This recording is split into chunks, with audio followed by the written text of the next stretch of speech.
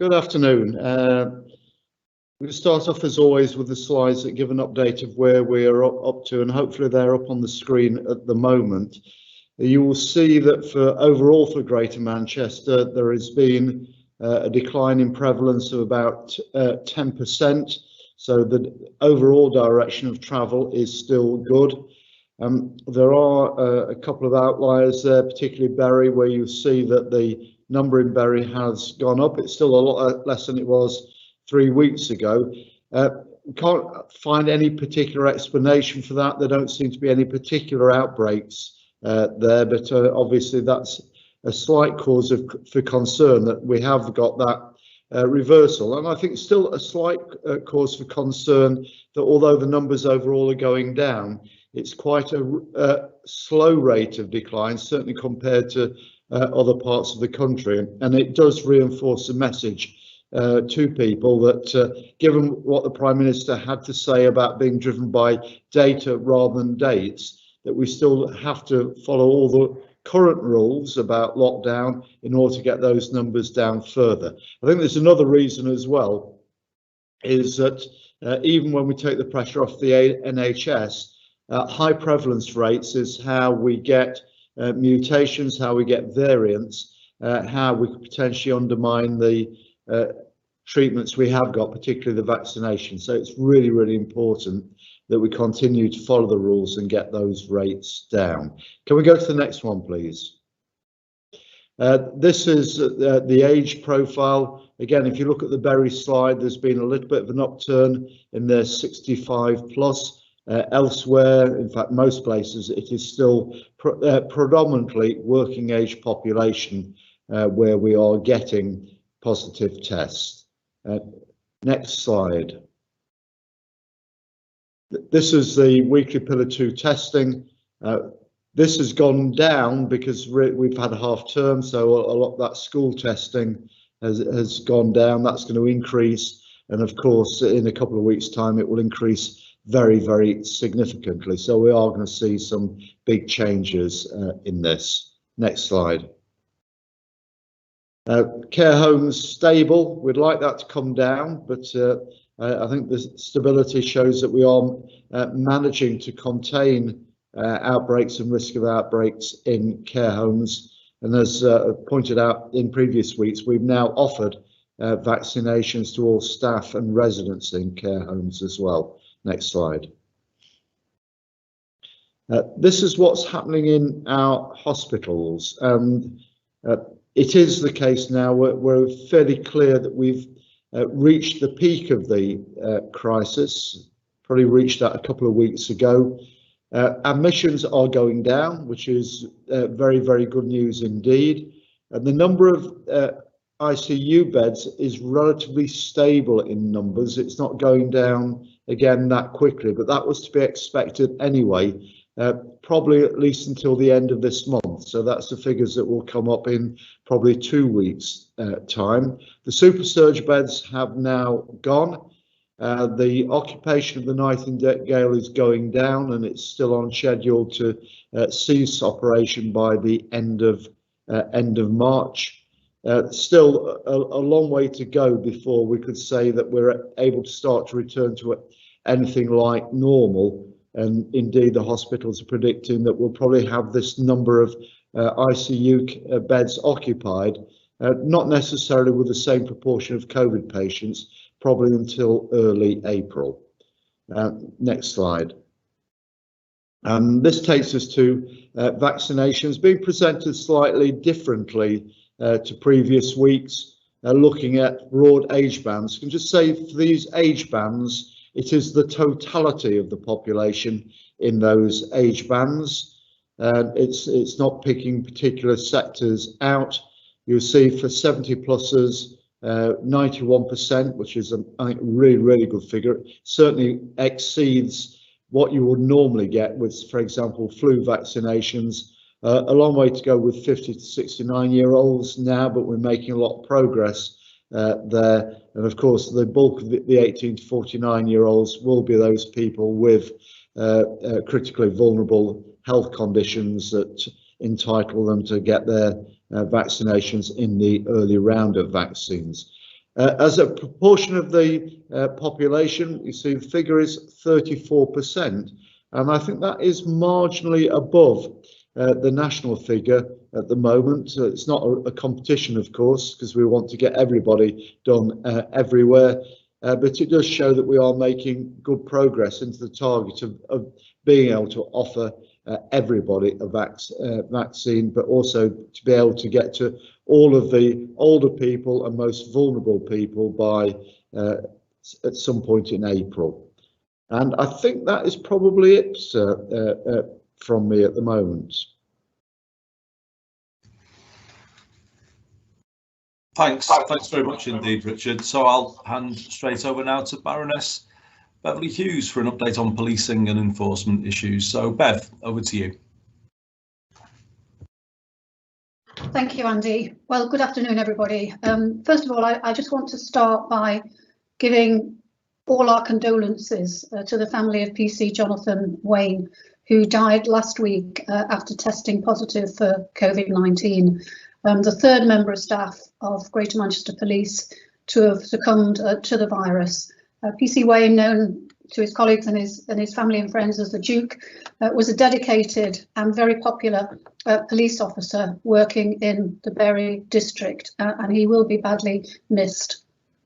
Turning now first to the picture on COVID enforcement and activity by GMP and local authorities over the last week up to yesterday, we did see a significant increase in the number of reported incidents into GMP compared with the previous week, an increase of 23%, up to 1,473 COVID reports. Indoor gatherings continue to be the bulk of those incidents, including house parties, some very large, and weddings, again with large numbers of people. At one wedding, a total of 37 fixed penalty notices of £200 were issued, and a number at other incidents of £800 fixed penalty notices too. And in addition, one organiser of an event who actually refused entry to the police to the premises is going to be issued with a £10,000 fixed penalty notices. Much of this activity was actually concentrated in the weekend, as always, Friday to Sunday, with over 120 events attended by the police and 180 fixed penalty notices issued. Over the week as a whole, 240 fixed penalty notices were issued, and that's a total of just under 3,900 since last August. We also saw a trend emerge last week, which I can only think is going to continue, notwithstanding children going back to school, and that was large gatherings of young people in parks and open spaces right across Greater Manchester, coinciding last week with half term, and obviously as the weather gets warmer, that probably will increase. We also saw an increase too in enforcement at Manchester Airport, with fixed penalty notices being issued to people who are tending to drop off and wave goodbye to passengers, and also to passengers themselves within the terminal who did not provide a good reason for their travel plans. There was, however, a notable decrease in the incidence of students breaking the regulations over the last couple of weeks, with the local authorities and GMP working closely with the university to support that. As I've said before, business compliance overall is reasonably good. The visits by local authority and GMP continue routinely throughout the week, hundreds of those visits to licensed premises and other businesses, but with some significant exceptions. Pop-up barbers, you might find it hard to believe, in garden sheds, backroom bars in unlicensed premises that are vacant, a Poundland shop, particularly in Greater Manchester, with extremely crowded conditions and no arrangements at all for safe shopping and the interventions at that particular premises. The local authorities have issued considerable warning notices across Greater Manchester, but overall the actual enforcement required hasn't been too significant. In terms of other activities for the emergency services and local authorities, the weekend was one of the high demand for the police generally in terms of non-COVID incidents, with some very serious crimes emerging: armed robbery in Bramhall, 2 rapes and sexual assaults, including of a 16-year-old girl, the murder in North Manchester that you will have heard about, which 2 people have now been arrested and charged, a number of stabbings and firearms discharges. In addition, of course, there was the major incident in Tameside of the fire at the industrial unit, which involved over 20 appliances at one point, evacuation of nearby residents and firefighters working overnight. Fortunately, nobody was hurt. And then I just wanted also to refer to the very sad death of the lady in Bury in the house explosion there. And again, police and firefighters with the local authority worked tirelessly to deal with that incident, and also members of the community. And I want to thank those members of community and the members of the emergency response services for the work they did there. And I thought, finally, I'll just say a word, given the report that Sir Richard has just given, about our approach to compliance activity in the light of the announcement from the Prime Minister over the relaxation, the progressive relaxation of restrictions, and to say very, very strongly that we will be continuing, the local authorities and the police, with our enforcement activity just as strongly. And I think that the picture that Richard identified there of the situation here in Greater Manchester gives you the reason for that. I think many people will be encouraged by the fact that they can see a roadmap, so-called, out of this now. The information about the efficacy of the vaccines during the last week or so from Scotland and England was also positive. And I completely understand people's sense of hopefulness and perhaps that looking for the prospect of these restrictions being lifted. But I must say that because of the situation here, we must continue to press home that people must respect the current restrictions, particularly in terms of social distancing, in terms of not gathering indoors, in terms of wearing masks, and all of those behaviours that can reduce the level of transmission, because we do still have a high prevalence rate here.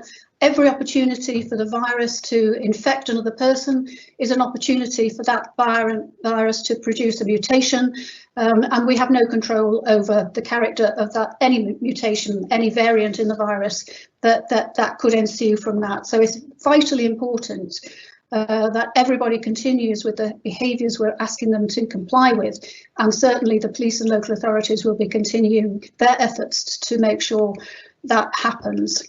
And then just finally, a quick update in terms of the work going on following the HMIC report, and to let you know that by close of place today, there will be an advert published to begin the process of recruiting the next Chief Constable for Greater Manchester.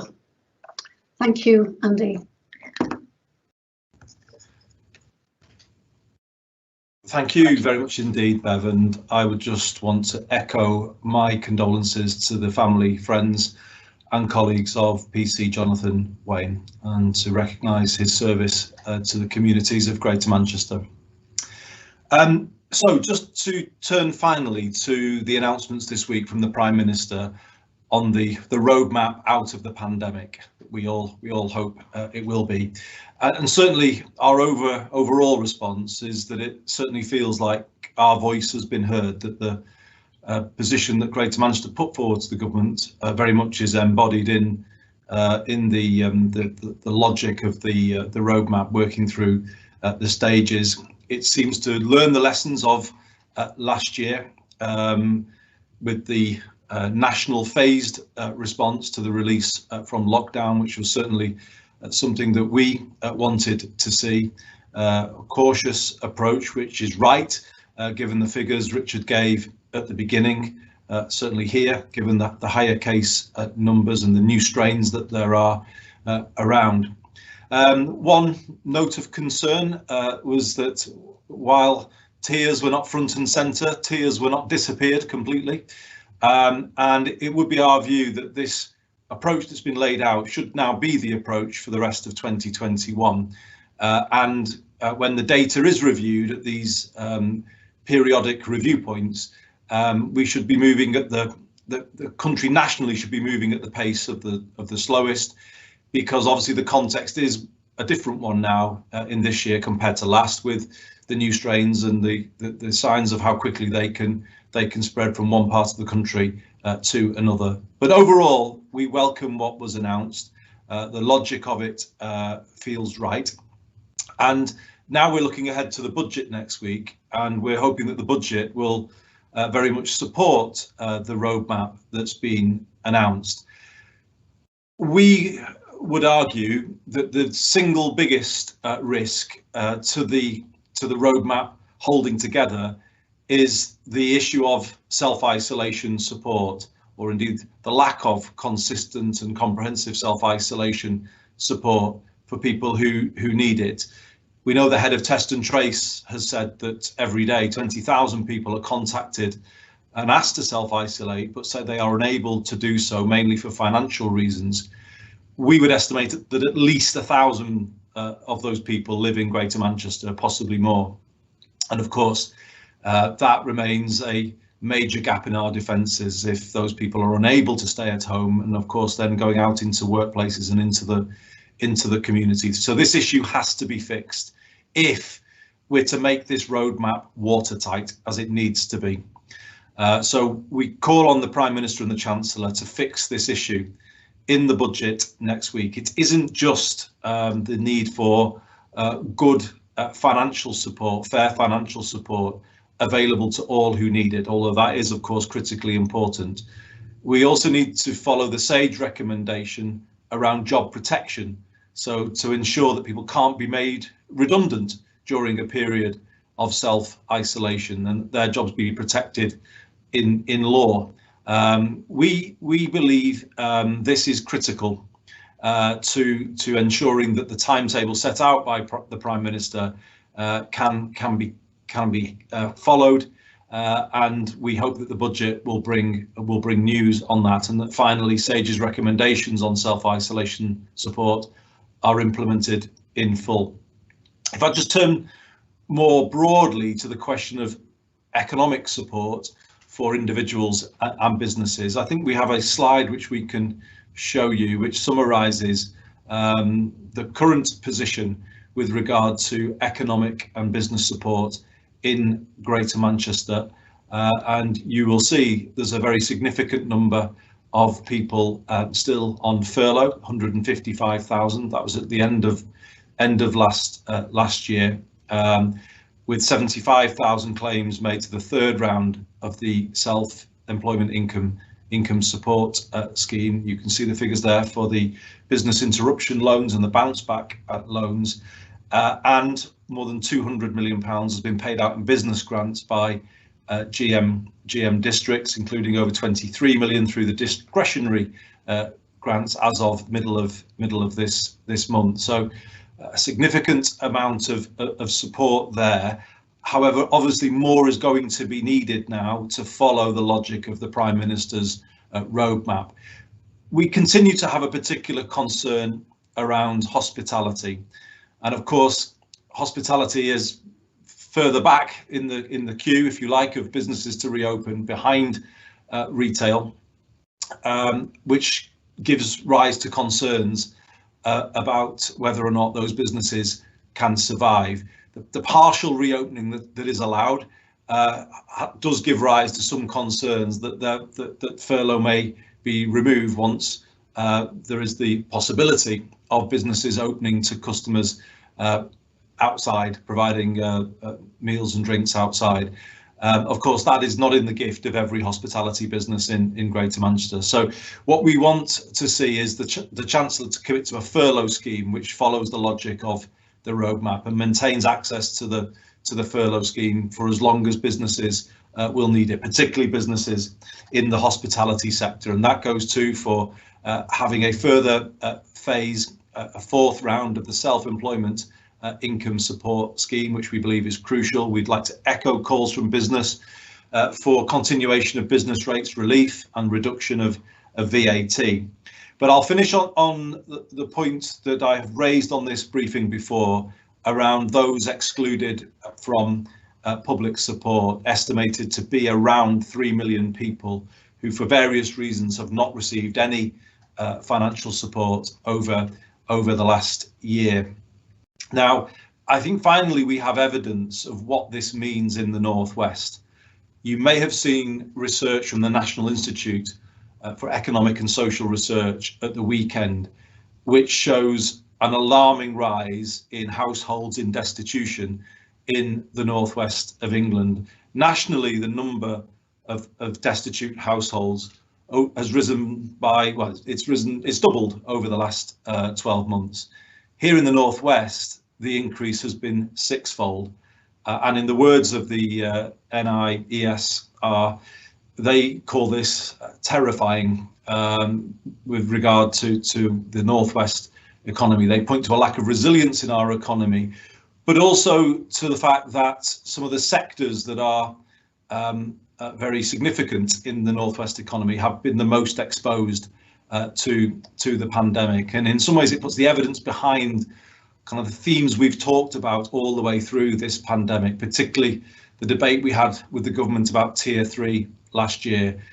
Finally, I think the evidence is being laid out as to why we're so worried about the effect of the pandemic on individuals, on businesses, on the Northwest as a whole. And of course, many of those households in destitution are people who've been frozen out of the various support schemes, people who were newly self-employed, people who were denied access to the furlough scheme by their employer, PAYE freelancers, of whom we have many working in our city region, people who are directors of small companies who pay themselves through dividends.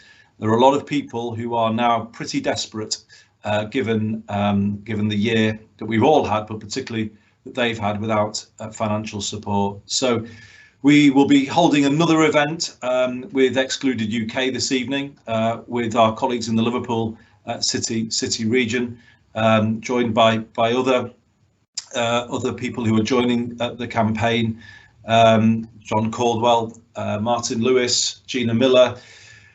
It's a cross-party campaign, it's a cross-country campaign, it's an appeal to the Chancellor for fairness for 3 million fellow taxpayers who really can't go on much longer in this position. And actually what's been laid out by the Prime Minister this week, although we can all take some hope from it, it's still a roadmap which implies that nobody, well, not many people who've seen their businesses brought to a halt over the last year will see them spring straight back to life. It suggests that 2021 will still be a year of limited trading, therefore of real hardship for people whose businesses can't function at this moment in time, or people who can't pursue their normal business activity. So we make that appeal ahead of the budget. It feels like it's the last big chance to fix this issue. We have tens of thousands of people excluded from support in the Greater Manchester City region. We are continuing to speak up for them and ask the Chancellor to follow through on the commitment to leave nobody behind.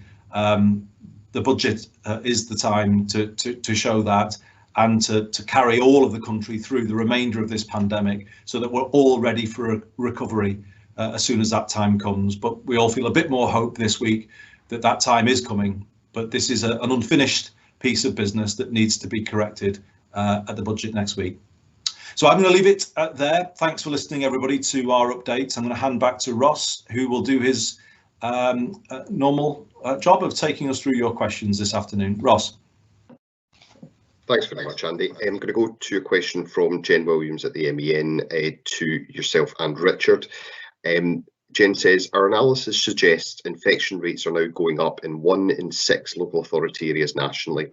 Several of our boroughs have seen rises at various points in recent weeks, and there are signs others are flattening. If that trend continues or gets worse, should local areas have the ability to opt out of school reopening in a fortnight's time?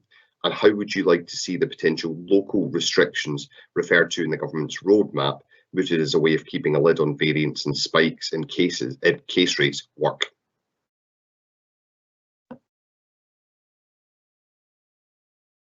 Thanks, Ross. I don't know if Richard wants to go first with that one.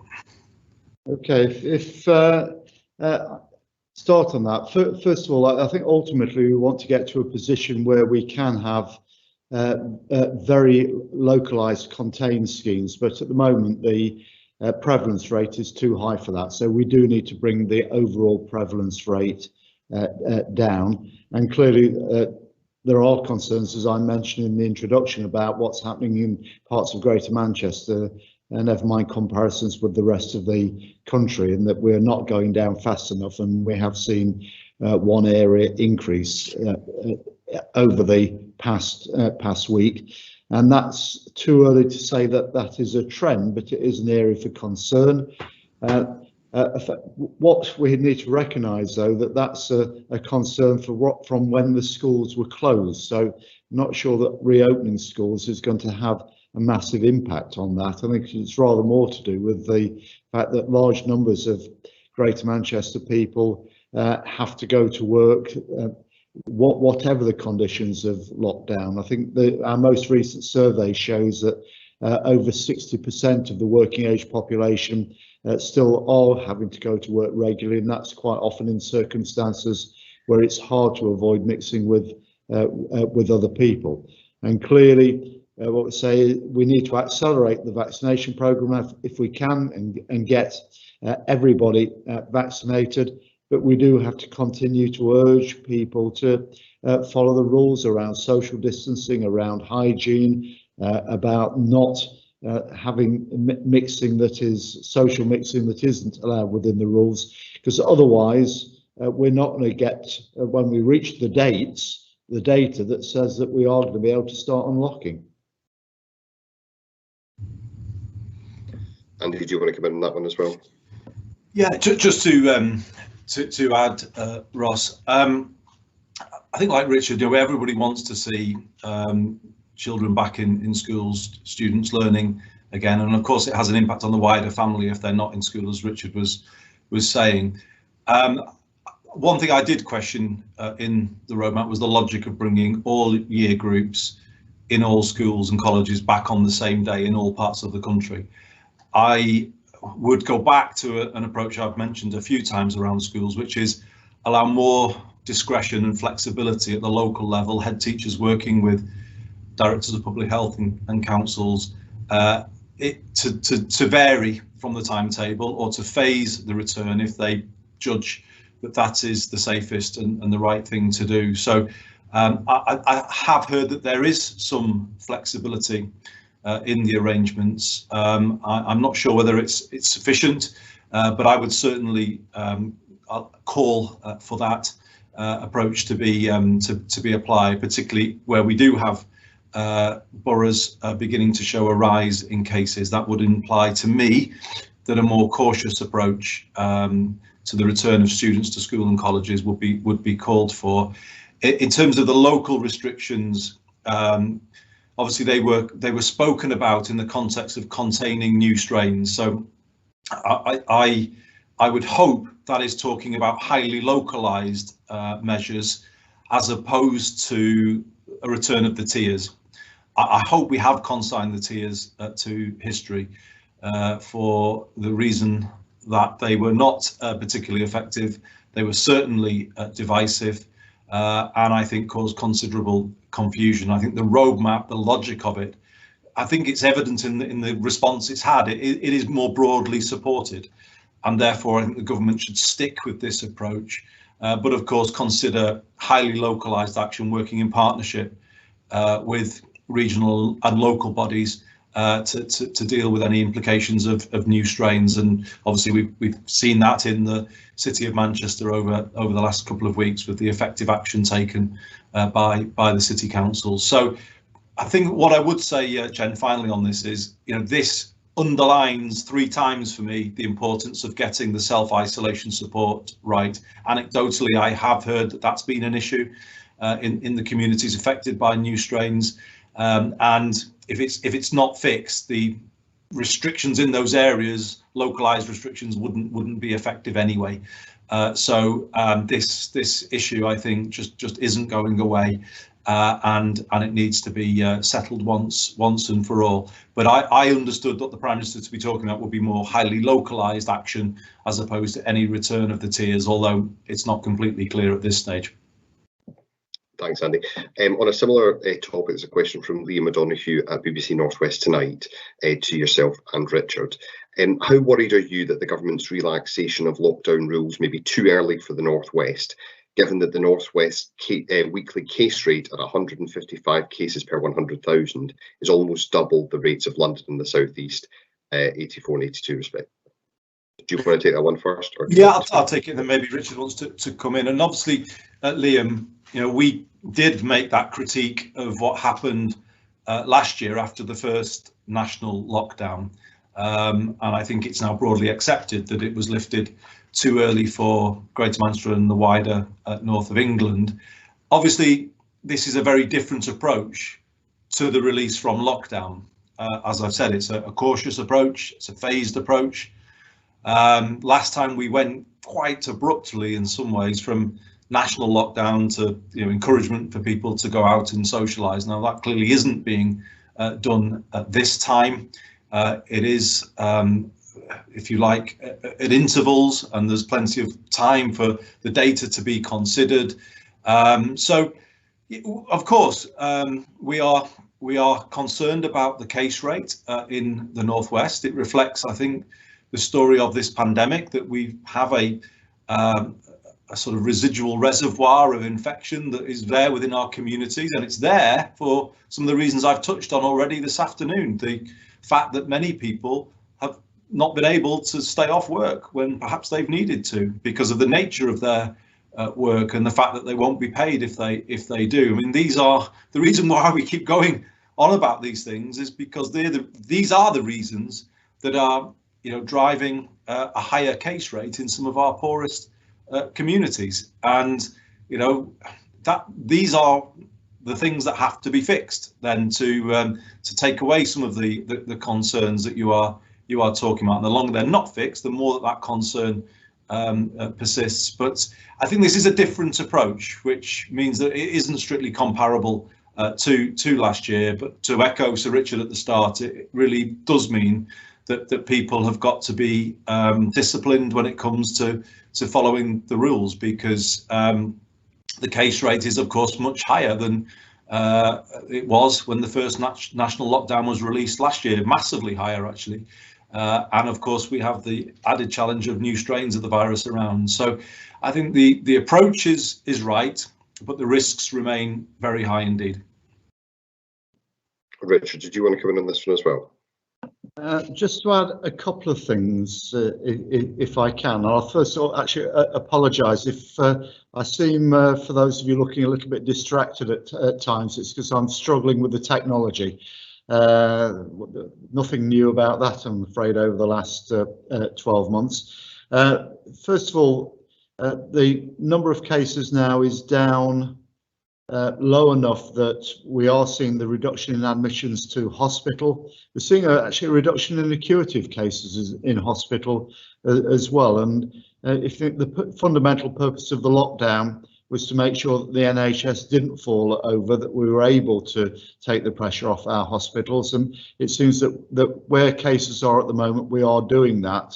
And as long as that continues, then we ought to be able to stay on track to start to have an element of lockdown. The concern I would have at the moment is not the ability to start that lockdown process.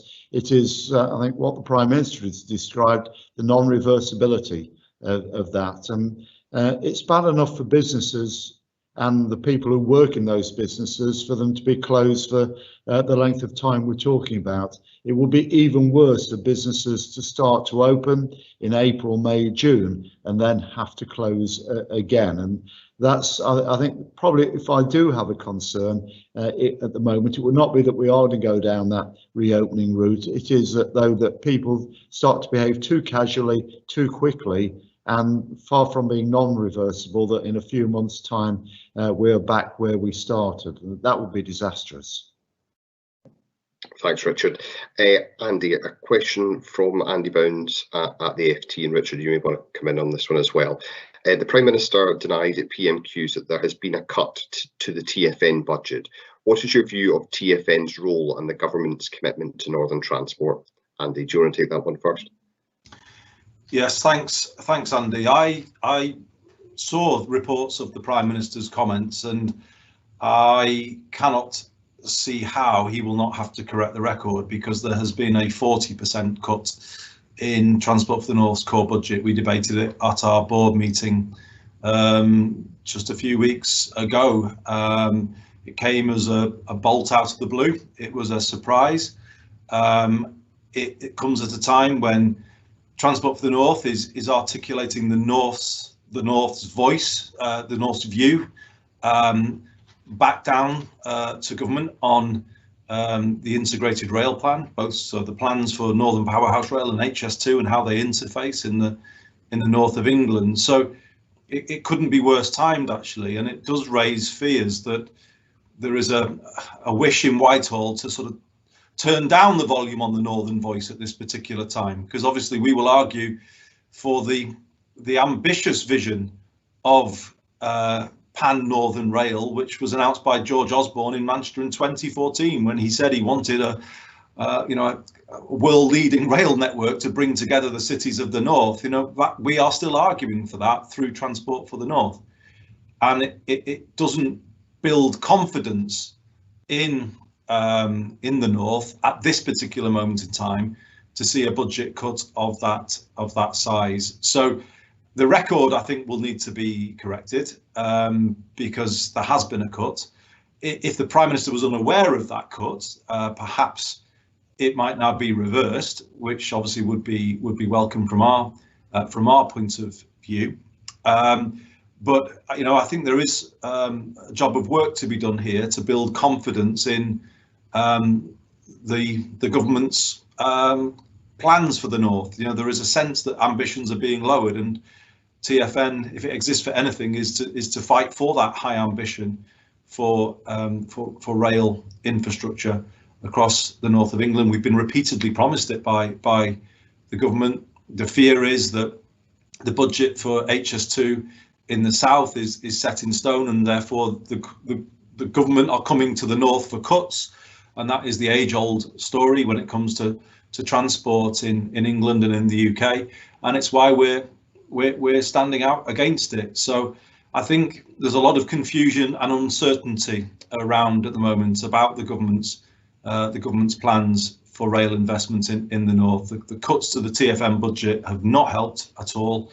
and we wait to hear what the government plans to do, responding to the integrated rail plan, to hopefully allay those concerns and get back to an ambitious vision of a modern railway that links the north of England west to east through Manchester, and then of course from Manchester through Manchester Airport north to south. Thanks, Richard. Did you want to add anything to that? Okay, we'll move on.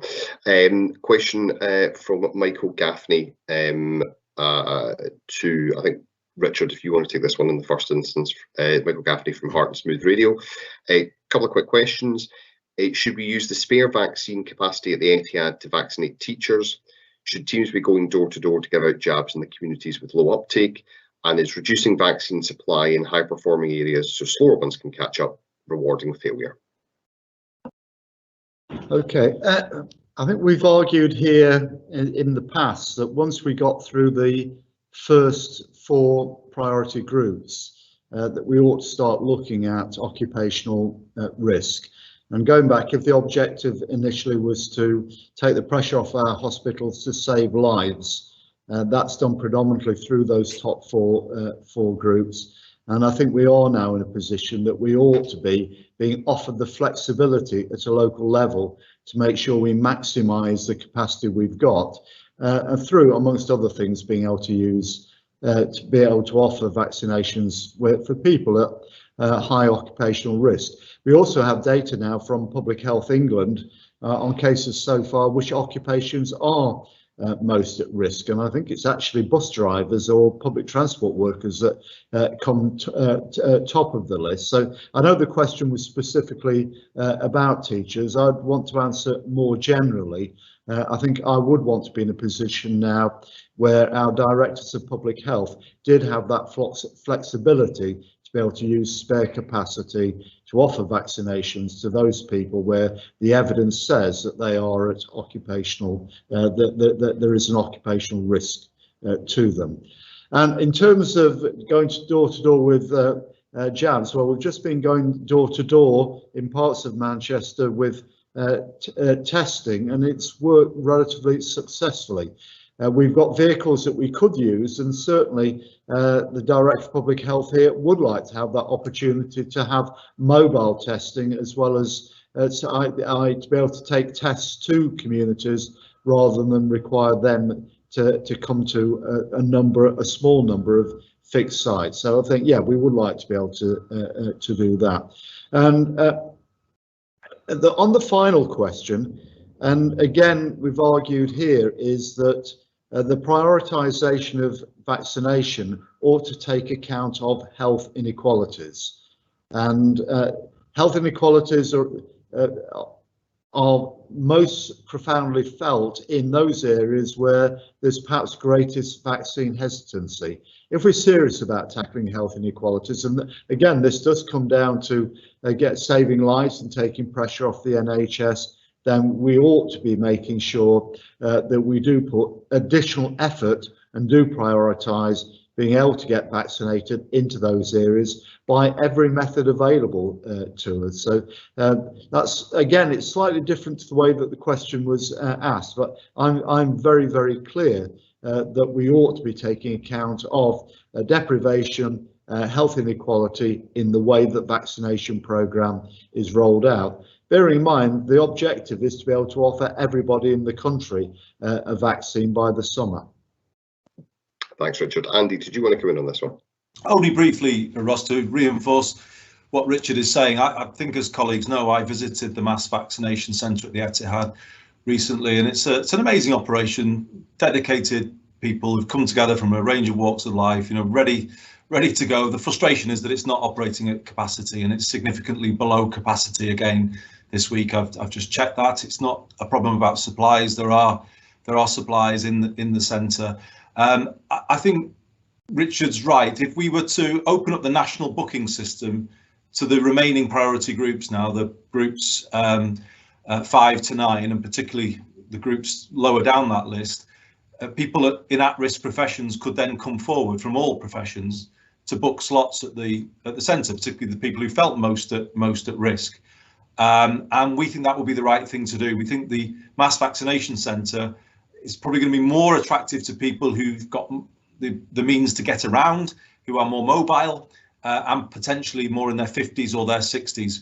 People at the older age range seem to be waiting more to be called up by a local service via their GP. So, that would seem to make sense, and certainly it's the case I've put to the government. Certainly teachers over 50, taxi drivers, bus drivers, as Richard was saying, would then have the ability at least to book a slot at the mass vaccination centre, and we think that would be a better use of resources, as well as giving reassurance to people who might be worried in their workplace. Thanks, Andy. Could I just add one thing to that, Ross? Sorry, which is also that there is a built-in inefficiency by having effectively two separate streams of booking. Now we've got the hospitals as a third stream, but if we just talk about the other two, and again, a very strong view that we ought to be able to join up those two streams at a local level, because again, that would enable us, with the required flexibilities, to make sure we use all the capacity we've got most effectively. Thanks, Richard. Richard, there's quite a few questions for you coming up. First one is from Tom at Hits Radio. Experts are warning that the government's stay-at-home messaging has sent a strong message that cancer can wait. It follows a significant dip in people seeking help. What is the message here in Greater Manchester? Are you able to tell us about the impact the pandemic has had on cancer referrals and treatment during the course of the lockdowns? How can you reassure people that services are COVID secure? Sorry, Richard, you're on mute. We have, for most of the COVID period, been maintaining operations for cancer and other things Indeed, in the couple of months before Christmas, we were going at a higher rate than we would normally do, and that was done in COVID-safe environments by being able to very physically isolate different parts of hospitals from each other, and we'll continue to be able to do that. Clearly, there has been a slowdown in the rate, and for all of the care categories, there is now an increasing number of people who are or have been waiting over 52 weeks, and that is a major concern, obviously. But for those urgent, the 72-hour and the 1 month operations, by and large, we've been able to keep those going and should be able to restore them to normal rate fairly quickly. I think the other thing that we've been able to keep going is diagnostics. So that for people who suspect that they might have a cancer, the ability to diagnose has been operating almost as normal all the way through, certainly the second lockdown, if not the first lockdown. The message to people who are think that they might have a treatable condition is the same as it's always been. If you think you've got a treatable condition, call 111. Make an appointment with your GP, make sure you do get the treatment, because clearly for all of these things, the later it's left, first of all, that the chances of full remission reduce, so we still want to get to people earlier. And if you just simply look at it and the demands on the NHS, the later it's left, the greater the demand on the NHS as well. So both from the prospective patient point of view and from an NHS point of view, please go and see your doctor. Andy, did you want to come in on that at all? We'll go to a question for Sir Richard from Tom George at the MEN. Richard, what's your understanding for the reasons behind Bury's rise in rates, and how worried are you? Can you tell us anything about what's happening in Sedgley Park, given the situation there and the high death rate in the Broughton area in Salford? Do you have any concerns that Orthodox Jewish communities here may be seeing the same trends and behaviours as in Stamford Hill in London, which have been widely covered? And are there any concerns about the forthcoming Purim celebrations? Are they able to go ahead safely without adding to the existing rises we've seen? Well, perhaps deal with the second question. Is that the advice that's given to all faith groups about religious celebrations is the same, that they do need to be, regrettably, at the moment, conducted in a restricted way to comply with COVID regulations. So it's really important, and we'll continue to deliver that message. I think I said in the introduction, although we've seen the increase in prevalence in Bury, and we have been obviously in contact with the Director of Public Health there, at the moment, I don't think any particular reasons for that. A finger on that, or to identify that there are issues in any particular community. We do know, though, that for example, vaccination rates are lower in a number of different. We're working to try and increase it. Asked about Jewish communities. I've met with representatives of the Jewish community, and they've done a phenomenal job in joining up all the different strands of Judaism in North Manchester, and are pushing very hard, supporting us to get the messages over, to get people to follow the rules and to get people vaccinated. So lots and lots of cooperation from leaders within the community, and I say across the wide range of variants of Judaism we've got, to work with us to try and address the issues properly. Thanks. Bev, would you like to come in on this one as well? I can reinforce what Richard has just said. There's a dedicated operation in place working directly with the Jewish communities in Bury and Manchester, Bury Council and Manchester City Council, and the police. I think generally the community is supportive of the scaled down celebrations this year, and are compliant with that. That there is some concern amongst the leaders of that community itself, that the younger members of the community might still try and celebrate in the way that they're used to. But there is dedicated resources going in there in terms of engagement, and that will continue during this celebratory period. Thanks, Bev. I'm going to go to a question from Andrew Noel at the Wigan Post Observer. Richard, I think we'll put this to you first. Do we have explanations for why some boroughs are now seeing their case rates reducing much more slowly compared to a few weeks ago? What can be done about that? And there's been a few questions on that already, but if there's anything you wanted to add. I think the basic answer to the question is no, that there isn't an explanation, but you've seen that in some places it's rapid and then it slows down, and then it varies from place to place. The very obvious answer to it is that the working patterns and the demographies across Greater Manchester are not uniform, but there are no underlying reasons. You can have an outbreak. We've got 2 prison outbreaks, for example, at the moment, and those outbreaks can distort the figures for a short period of time, and we've had workplace outbreaks. So there are lots of variance in there. I think the important thing is that we are able to maintain an overall downward trend on the numbers, that there are always going to be ups and downs on that journey. Thanks, Richard. Andy, did you want to come in on that one at all?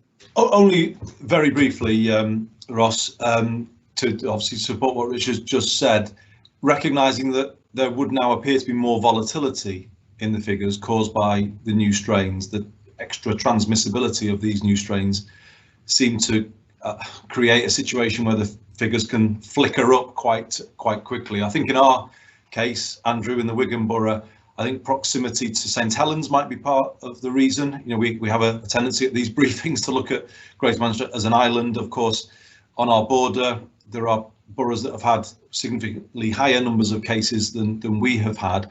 So that might too explain the Wigan figures, as well as the fact that there has been a prison outbreak in the Wigan Borough as well. So, you know, it's I would say a picture that is more, the picture will be more volatile in 2021, I believe, than in 2020. We're told now that over 90% of our new cases are related to the Kent strain or mutations of it. So obviously, you know, there is a different context now in which we're considering these things this year. Just to go back to the start with Liam's question from Northwest tonight, when he was asking whether national lockdown was being lifted too soon for us again. Obviously, I did point out it was being lifted in a different way, but of course we've got the vaccination programme continuing to take effect alongside the phased roadmap to the lifting of restrictions. You know, a third, as Richard reported earlier, just over a third of adults in Greater Manchester vaccinated now. That's a fantastic achievement. So, you know, as that vaccination journey continues alongside the roadmap, you know, we would hope, wouldn't we, that you know, these figures will also begin to come down and come down quite quickly. So the context this year is different, and I think we need to put our heads in the mindset of 2021 and not think of ourselves in 2020. I think it's a very different picture with different factors at play. But you know, I do think the case rates in the Liverpool City region, particularly St Helens, might have had an impact on the borders of GM. Thanks, Andy. I'm going to go to Hannah Miller from Granada, who's just asked if you could clarify your answer to the first question to Jen Williams. Are you suggesting that if things continue as they are in GM, particularly in Bury, it might not be right to reopen any schools? How high is too high an infection rate for schools to reopen? Is it possible to put a figure on that?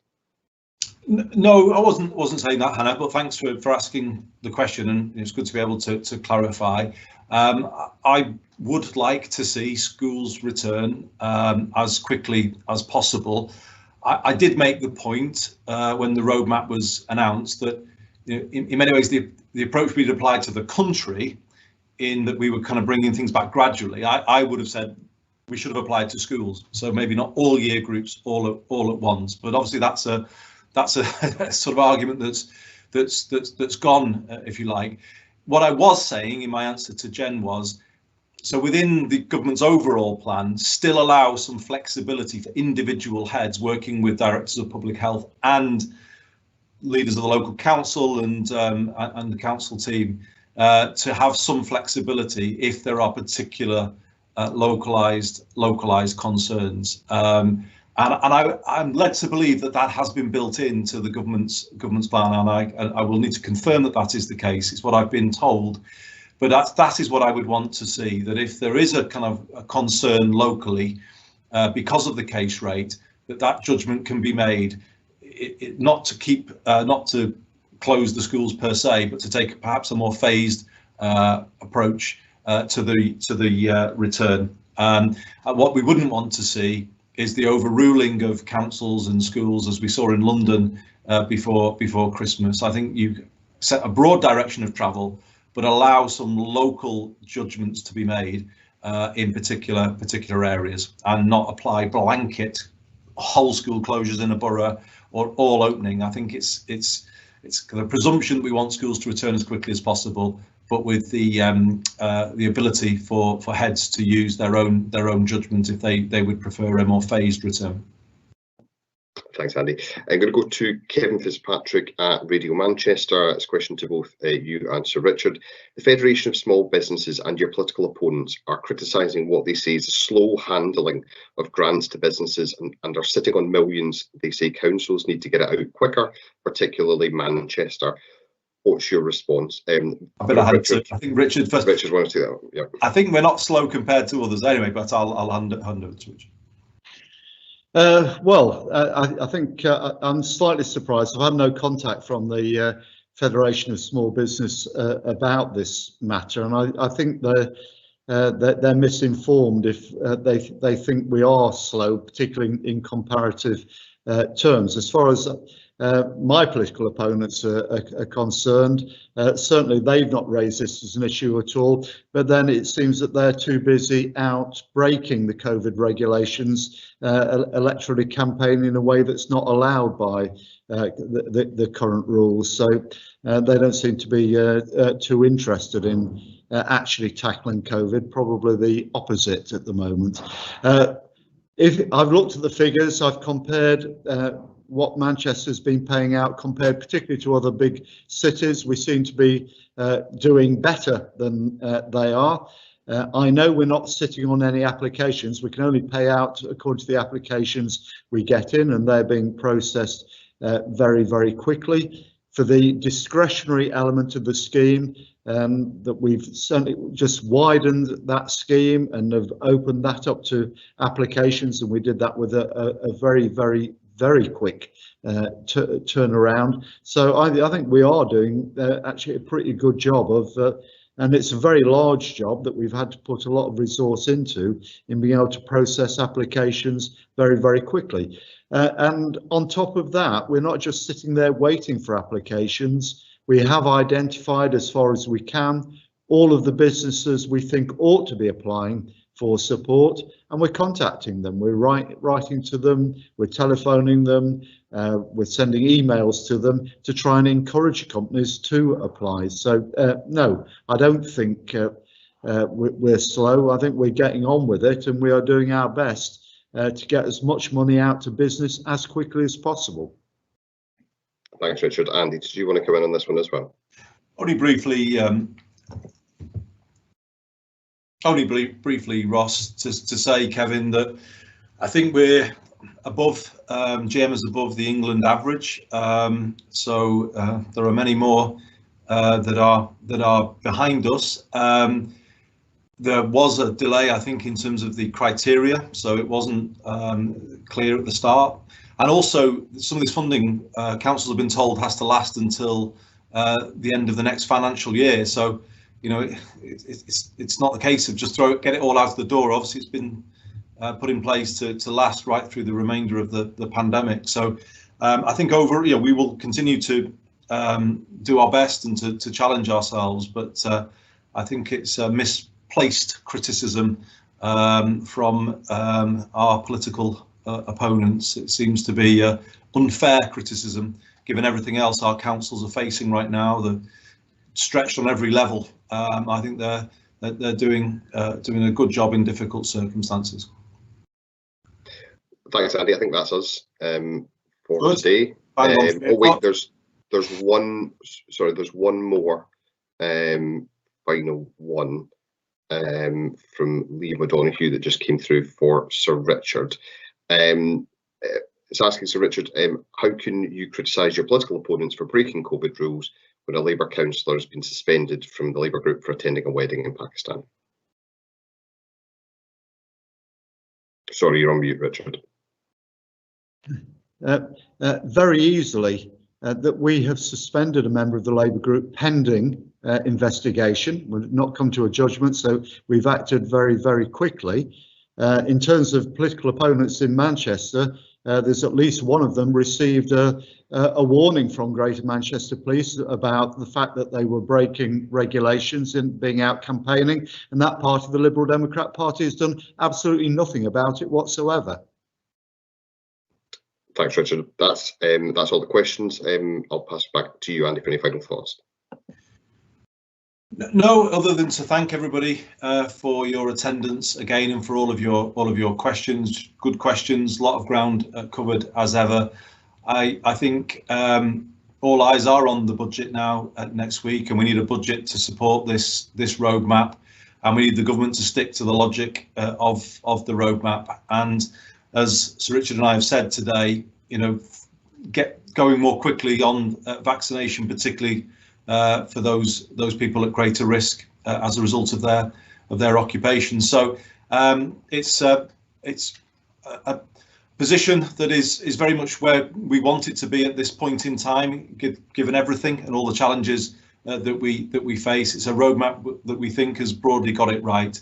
So you know, we can work on that basis with the government, and let's hope that it takes us to a better life for everybody within a few months. So some light at the end of the tunnel, hopefully. But Ross, thanks for taking us through everything today. Thanks everybody for joining.